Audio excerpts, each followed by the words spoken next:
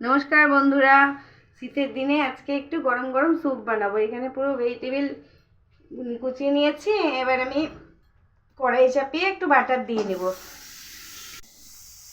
এখানে আমি আদা কুচি রেখেছি, খানিকটা আদা আর একটা কাঁচা লঙ্কা দিয়ে নিলাম, একটা বড় সাইজের পেঁয়াজ দিয়ে নিলাম।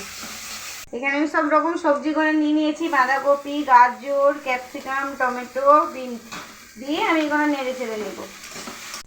আমি 1 চা চামচ মতন গোলমরিচের গুঁড়ো আর পরিমাণ মতন বিট লবণ দিয়ে নিলাম। সবজিটা একটু নাড়াচাড়া করে ভেজে নিয়েছি, এবার আমি জল দিয়ে নিলাম। আমি 2 চামচ মতন কর্নফ্লাওয়ার মিশিয়ে রেখেছিলাম বাটিতে, ওটা আমি দিয়ে নিলাম। 1 চামচ মতন সয়া সস আর কিছুটা পরিমাণ টমেটো সস দিয়ে আমি একটু ভালোভাবে ফুটিয়ে নেব। আমার পুরো রেডি হয়ে গেছে। এই শীতের দিনে গরম গরম স্যুপ। বাড়িতে তো সব রকম সবজি থাকেই শীতের দিন, আপনারাও একবার এভাবে বানিয়ে খাবেন আর আমাকে কমেন্ট করে জানাবেন।